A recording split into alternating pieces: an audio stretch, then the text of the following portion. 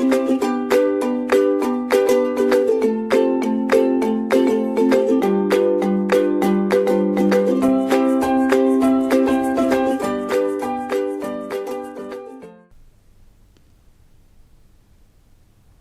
and welcome to this lecture in marketing management. Today in this lecture we are going to talk about the process of retailing, and we are going to talk about the various types of retailers.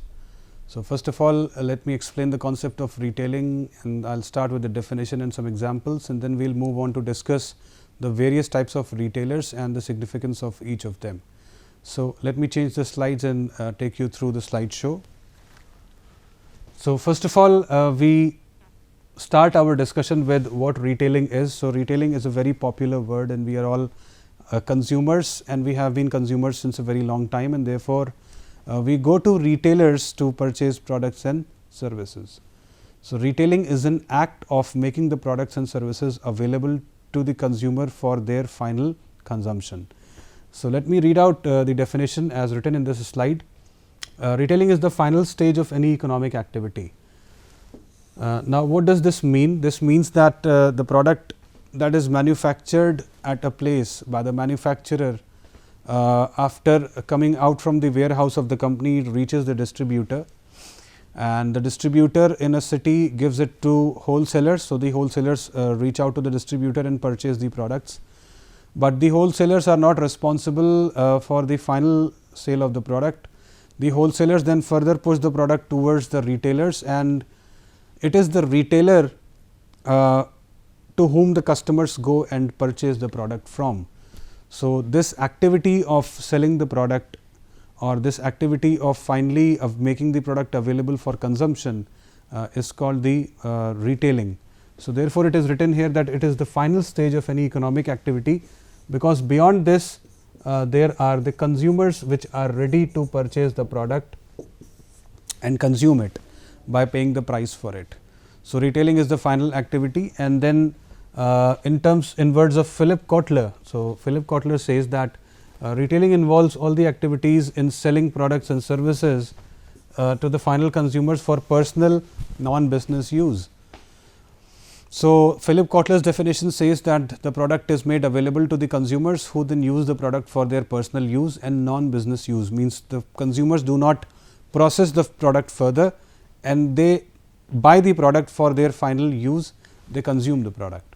So this is retailing in words of Kotler. And then a retailer or a retail store is any business enterprise whose sale volume comes primarily from retailing. So here this is the line that defines retailer. So retailer is an enterprise or an organization that does the function of retailing, that is making the products available to the consumer for their final consumption, personal and non-business consumption.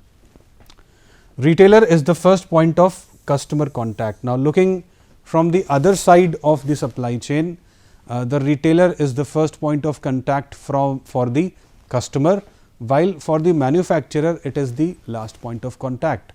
So we have a typical supply chain in which there is a manufacturer, which is followed by a distributor, which is followed by a wholesaler, and finally we have the retailer, and beyond the retailer there is the consumer. So retailer side, retailer is the first point of contact, while from the manufacturer side, the retailer is the last point of contact, while from the consumer side, retailer is the first point of contact. Moving ahead, the roles and functions of retailer. So these are the certain functions which are written here. So let me read out, and then let us understand all these functions. So retailer acts as a link between producer and the consumer. So if we go to this diagram, then there is the manufacturer at one end and there is a consumer at one end. Here it is retailer who is present to make the products finally available to the consumer at a very convenient location. So retailer, yes, it acts as a link between the producer and the consumer, and the retailer creates three types of utilities, which we are going to discuss in the next slide. And what are these 3 or 4 utilities? These are the form utility, the time utility, place utility, and ownership utility. So form, time, place, and ownership utility, these are the 4 types of utilities which are created by the retailer, and these utilities are very helpful for the consumer. So, we will move to the next slide, and then we will come to understand how this is extremely beneficial to the consumer. Retailer has as a channel member. So, retailer has some functions as a channel member, because if we see that a typical distribution channel consists of the manufacturer, then the distributor, then wholesaler, and finally, there is a retailer. So, retailer is a member, a very important member of the distribution channel, and because retailer is a very important member of the distribution channel, there are certain tasks or functions that the retailer has to perform there. So, the retailer serves the manufacturer by distributing products. So, this is one function as a channel member, that the retailer is responsible for distributing the products to the consumer, and by being a channel of information to the consumer. So, retailer brings a lot of information to the consumer, retailer informs the consumer about the product, retailer creates awareness in the market, and retailer also gathers a lot of information from the consumer and passes this information back to the manufacturer. So, retailer is a very important link for the consumer as well as for the manufacturer, and both the consumer as well as the manufacturer depend on the retailer for many reasons. As we have taken the example of information flow, wherein the retailer facilitates the information flow both ways. So, the information is passed on to the consumer, and consumer related information is passed on to the manufacturer. Now, the next function that we are going to focus upon is the retailer as an image creator. So, retailer is not only creating its own image, retailer is also creating the image of the product. So, if the retailer praises the product in front of the consumer, then the consumer is more likely inclined to purchase the product. So, in many cases, I should say that the retailer performs the tasks of influencing the consumer for purchasing or not purchasing a particular product, and retailer also creates an image of its own self. So, a retailer has an image of its own in the minds of the people. Example, discount stores. So, discount stores are the stores wherein a lot of discounts is offered on various products to the people. So, discount stores are looked at by the consumer as stores where discount is always available. So, by being a particular type of retail store, the retailer also creates an image of its own self in the minds of the consumer, as well as by praising the product, it creates the image of the product in the minds of the consumer. So, these are certain very important functions of the retailer, that it acts as a link and it has this duty as a channel member, and finally, it helps in creating a kind of image of its own as well as the product. Now, let us talk about the 4 types of utilities that we talked about in the point 1 of the last slide. So, the point 1 of the last slide was talking about 4 utilities: the form utility, the time utility, the place utility, as well as the ownership utility. Utility is value. Utility is the value that is created by the retailer for the consumer. The form utility, how is this form utility created? Let us read out and understand. Retailer provides the product to the consumer in a form that is acceptable to the customer. So, retailer provides the product to the customer in a form, in a shape, in a packaging that is acceptable to the consumer, and it creates the form utility. So, the bulk is broken down, and then small packets or packaging of the product is created, and then that packaging is available at the retail store for the consumer to pick up and use. Then it creates time utility. Now, retailer creates the time utility by keeping the store open when the customer prefers to shop. So, when we were talking about distributing channel, there was a point there that the product must be made available to the consumer at the right time. So, this is what the time utility means. So, most of the retail stores are open during the day, because during the day and in the evening customers prefer to shop. So, these retailers are making the products available to the consumers at a time when they prefer to shop or they prefer to purchase products. So, this creates a lot of time utility. Then place utility is created by being situated at a convenient place. So, if we talk about the products of daily needs, such as a packet of bread or milk, or if we talk about some other routine purchase products, then these routine purchase products are available mostly at very convenient locations, and the consumer has to just walk half a mile to purchase the products. So, this is the place utility or the convenience utility that is created by retailers. And last but not the least, the ownership utility is also created by the consumers. Now, what ownership utility means is when the product is sold, the ownership of the product passes on from the retailer to the consumer. So, retailer passes the ownership of the product and the consumer becomes the new owner of the product, and then the consumer can use the product as in how it feels like, he feels like. So, the ownership is then passed on to the consumer. So, in this way the form, the time, the place and the ownership utilities are created by the retailer. Now, in this slide we are talking about significance or importance of retailing. So, let me read out the points and then I will elaborate. So, the very first point says that retailing contributes in economic development. Now, how is retailing contributing in economic development? The retailers, when they are selling the products to the consumers, the retailers are paying taxes to the government. So, by paying the revenue, by generating the revenue and paying proper taxes to the government, the retailers are actually contributing their bit in the economic development, and new services are also produced. So, because of retailers, certain new processes, certain new services are being produced and economic development is taking place.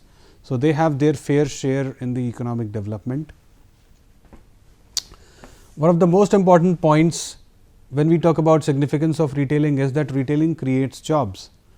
Now, if we visit a retail store, a big departmental store or a store such as the D-Mart or Future Group Big Bazaar, we will see that there are a lot of people who are employed in these stores. So, when we purchase the product and we go to the billing desk, we will see that there are 10 billing desks and 10 people are employed there. Then there are certain guards who are standing at the checkpoints at the entry and exit. So, without showing the bill to the card, no person can move out. And then there are allied jobs like there are jobs of store manager, which are very directly related with the functioning of the store. And there are certain jobs of storekeeper, inventory manager, and there are people who assist the consumers in making the purchase. So, there are assistants, and therefore, one retail store creates many jobs. And likewise, more the retail stores are there, the more the number of jobs will be created, and therefore, the retailing industry itself is a huge job creator. And because it is a huge job creator, now this is a very important fact, and this is how it also contributes towards the development of the economy by giving jobs to the people. So, this is a very important function that retailing creates jobs. So, this is another point as to why retailing is extremely important and significant. Then the third point says that retailing establishes flow of information back and forth the supply chain. So, in a typical supply chain, we have the manufacturer, which is followed by the distributor, which is followed by the wholesaler, which is followed by the retailer, which is followed by final consumer. So, there is a lot of information that flows in this direction, in the direction from the manufacturer to the consumer, while there is a lot of information which flows in the reverse direction, that is from the consumer towards the manufacturer also. And retailer is one entity that facilitates the flow of the direction, flow of the information. So, retailer is one very important entity which facilitates the flow of the information by collecting the information from the consumer and sending it back to the manufacturer and passing the information that is coming from the manufacturers into the consumer. So, if there is some discount related information, or if there is an information related to the product change or a new product development, then all these informations are given to the consumer by the retailer. Retailing contributes to the rise of consumerism. Consumerism is defined as the consumerism is the act of consuming. So, retailing, the growth in retailing has also given rise to consumerism, wherein people are encouraged to consume more products and services. so that when people purchase more products and services, the retailers would gain more profits, they would gain more revenue, and this in turn will make the retail grow faster, and it also adds to economic development. So, with the rise in consumerism, there is economic development, and retailers contribute in that also. Then retailing makes available a lot of variety to the consumers at one place. So, this happens through what we call as the assortment.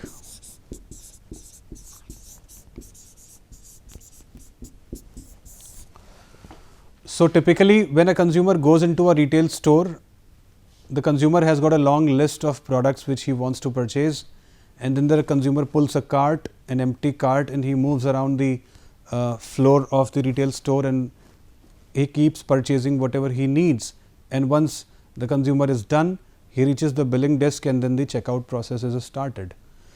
So, assortment is the variety that the retail store offers to the consumer. So, if the consumer is interested in purchasing soaps, the consumer will go to the soap section, and there would be 10 or 12 different types of soaps would be lying around, and the consumer can pick whichever soap he prefers or he needs. And this happens in almost all the product categories. So, if the consumer is looking for bread, there would be 4 or 5 types of breads would be kept, and then the consumer can pick up whatever he or she needs. So, in a way, under one roof at one place only, the retailer makes available a lot of variety of the products to the consumer, and this is a very huge significance of retailing, that it gives a lot of assortment, it gives a lot of variety to the consumer at a single place. So, this is one more way why retailing is so important. Then factors influencing the growth of retailer. Now, we know that in the last 10, 15 years, 20 years, the retailing in India has grown by leaps and bounds. Now, there are certain factors that have contributed to the growth of retailing in India, and in general the growth of retailing is influenced by certain factors. Now, one of the big factors is the growth of middle class or the income. So, when the income of the people rises, people tend to spend more, and people tend to purchase new products and services. So, when the income increases, people tend to purchase new products and services, and because of this there is a rise in retailing. So, as the income of the people increases, we will see that the car showrooms are new car showrooms come up, and the car showrooms go to the different cities, even in the rural areas where people can purchase them. So, growth in retailing happens with the rise in income of the people, and then emergence of rural markets. So, this can be talked about in the separate heading called rural retail. So, there are a lot of corporate houses which are making efforts to establish rural retail stores, like ITC is there and Tata is there, and there are some other also DCM Shriram Group is trying to build some retail stores in the rural areas also. So, as the rural markets are emerging, and as the rural economy is rising, and the people of the rural areas are increasing their income, so that will contribute towards the rural retail also. Then the entry of corporate sector. So, today we have Reliance in retail, and we have like there was Future Group also, and we have the Damani Group which is operating the D-Mart, and then we have the AD Birla Group. So, we have Aditya Birla Group and other corporate houses which are contributing towards the growth of the retail. So, entry of corporate is beneficial for the retail, because corporate brings with them a lot of expertise and a lot of money and expertise, and they give a lot of convenience to the consumers. Entry of foreign retailers. So, we have Walmart. So, Walmart have acquired Flipkart, and online retailing is being done. So, foreign retailers again brings a lot of expertise, and they bring a lot of efficiency along with them, and this contributes to the rise of retailing. And last but not the least, we cannot forget the technological impact in the form of e-commerce. So, the rise of e-retail in India has been phenomenal, and the rise of e-retail is very much synonymous with the technological development. So, technological development and the rise in the e-commerce have gone together. Key issues which are faced by the retailers. Now, there are certain very huge problems, or rather issues, which are faced by the retailers. One of which is digital disruptions. So, of late there have been many technological disruptions which are faced by the retailers, and the retailers have to cope with such digital disruptions. They adopt a technology, and then in very short time the technology changes and something else comes, and then the retailer has to adapt and redesign its processes according to the new technologies. So, digital disruptions are more than often encountered. In maintaining a consumer's base, now this is about maintaining consumers loyalty. So, it is difficult to maintain consumers loyalty because consumers are brand switchers. Consumer want to switch to brands and try different products, and they do not want to hold on to a particular product for a very long time. So, it is very challenging for the retailers. I am so sorry. It is becoming very challenging for the retailers to maintain consumers base and to actually hold on to the consumer and maintain a consumer's loyal base. Then evolving customer expectation. Now, customers are experiencing new services and new products very frequently, and the consumers are also experiencing new technology. So, the consumers expectations are evolving, the consumers expectations are developing, and constantly they are demanding something or the other which is new. So, this is another huge issue which is being faced by the retailers, that the customers are, their expectations are rising every now and then, and they are demanding new things. Then retention of employees. Now, this is an issue which is concerned with the HR.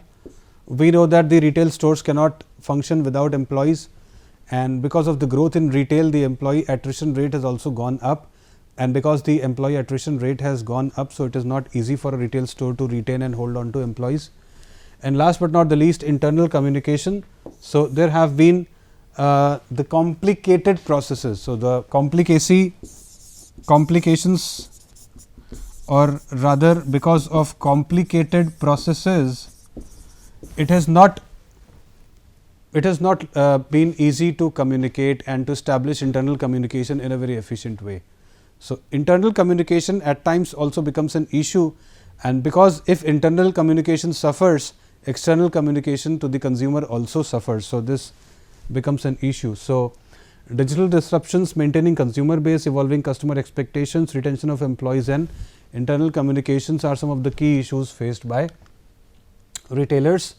Now, we are talking about types of retailing. So, retailing, as we know, is the act of making the product available to the consumers for their final consumption, and whosoever does it is called a retailer. Now, retailing can be basically classified into two categories, the organized retailing as well as the unorganized retailing. Now, let us take a look at what organized retailing is. Organized retailing is the trading activities which are undertaken by licensed retailers, and these licensed retailers are liable to pay tax to the government, and they work in a very systematic fashion. So, these are the corporate houses, the corporate retail houses, and they include the hypermarkets and retail chains, and also the privately owned large retail businesses. So, in the organized retailing, we will see that there is a system. These are licensed retailers, they operate in a certain fashion, they have some standard processes, they pay tax to the government, they operate in large formats, and they try to serve the consumer in the best possible way. So, they offer a lot of convenience, they offer a lot of discounts, they offer a lot of products variety, and in total they want consumers shopping in their stores a total experience kind of a thing. So, this is organized retailing, which can also be called as a very systematic retailing, while just opposite to this is unorganized retailing. Now, unorganized retailing will lack all the above features. So, it will not be licensed, it will not be paying taxes to the government, it will not be making shopping a pleasant experience for the consumers, etc., etc. So, this is the difference between organized retailing as well as unorganized retailing. Now, when we talk about organized retailing, we talk about these formats. Now, there are certain formats of organized retailing here, like departmental stores.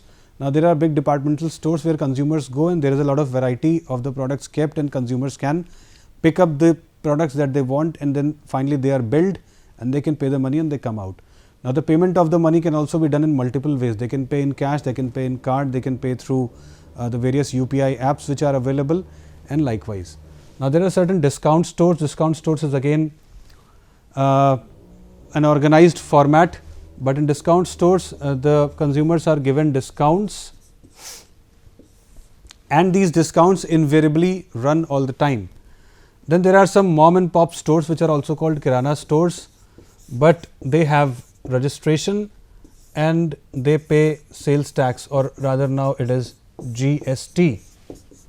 So, these are registered stores and they operate in a systematic function, and they are also liable to pay tax to the government, and they give a lot of variety to their consumers. The next type of retail stores, the organized retail stores, are specialty stores. Specialty stores are product specific stores.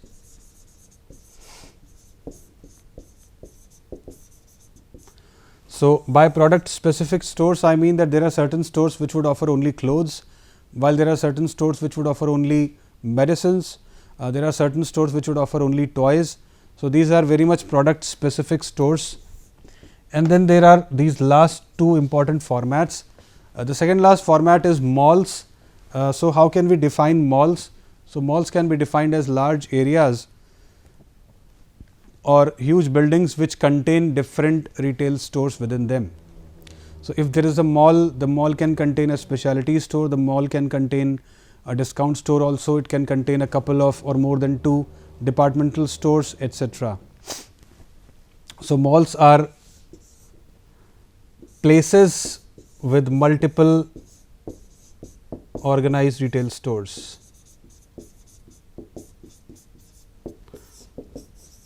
Organized retail stores, ORS, organized retail stores. So, malls are the places which contain multiple organized retail stores at a single location.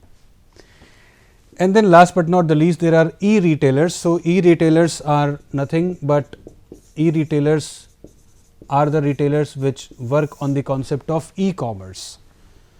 So, the difference between these retailers, the department store, discount store, mom and pop stores, specialty stores and malls, and e-tailers is the presence of internet here. So, e-tailers make use of the technology and they sell the product, they get the product over the internet, and then there is a physical distribution of the product, and payment is either made through internet or it can be also made after the product is delivered to the consumer. So, that is called cash on delivery.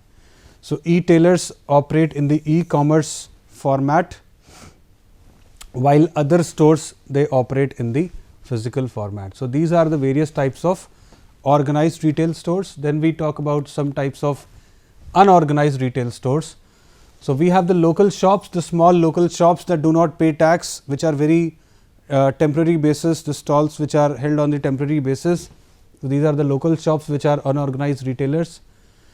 Then there are the street vendors. Now, the street vendors and the cart vendors, they move from street to street.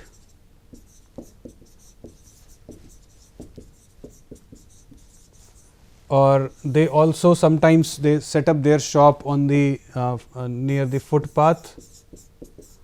So, these are unorganized temporary shops which are either set up across the street, or they are cart vendors who roam from home to home with their cart, and they pull the cart and there are articles which are kept on the cart, or they are the footpath dwellers who have set up the shop on the footpath. There are certain types, there are stalls and kiosks. So, stalls and kiosks are the desks which are normally put outside the big shops or at the roadside. So, these are the desks which are put on roadside or outside big shops.